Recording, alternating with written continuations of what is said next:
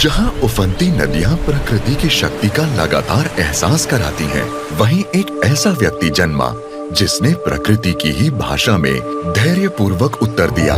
पुल उगाने वाले व्यक्ति हैली वॉर, पद्मश्री 2026। भारत के सुदूर पूर्व पहाड़ों में जहां मॉनसून अपनी कहानी तेज बहावों और तूफानों के जरिए लिखता है, वहां प्रकृति से लोग लड़ते नहीं, उसे सुनते हैं। यही 1957 में मेघालय के सोहरा के पास सुदूर गांव सिएज में खासी पहाड़ियों के सरल लोगों के बीच हैली वॉर का जन्म हुआ।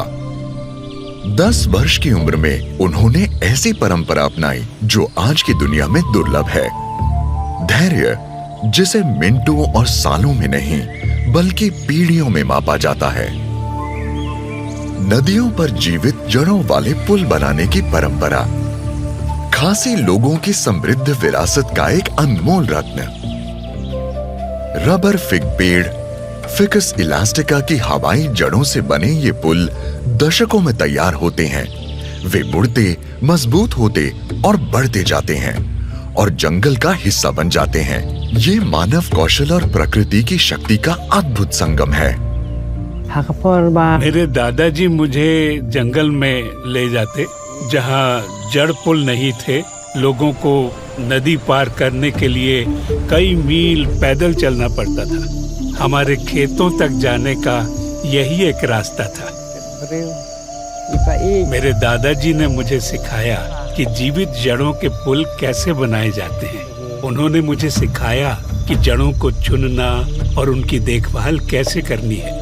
नदी के उस पार उन्हें सहारा देना सिखाया जब तक वे मजबूत न हो जाएं। उन्होंने मुझसे कहा, ये पुल न केवल नदी पार करने में मदद करेंगे, बल्कि ये हमारी पहचान का हिस्सा भी है। अपनी जिम्मेदारियों और काली मिर्च व सुपारी के बागानों के काम के बावजूद हैली वॉर पक्का करते हैं कि पुलों की देखभाल होती रहे।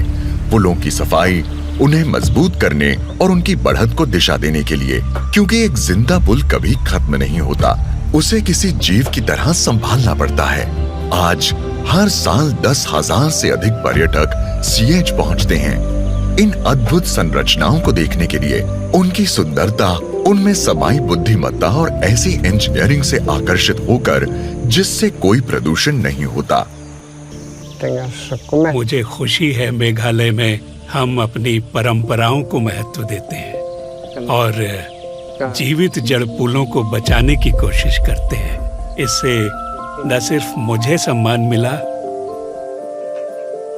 बल्कि मेरे परिवार, मेरे गांव, मेरे दादा, मेरे पिता को भी सम्मान मिला, जिन्होंने मुझे प्रकृति के साथ जीना सिखाया, उसके खिलाफ नहीं। श्री हैली वॉर, पद्मश्री 2026। कोटि कोटि नमन।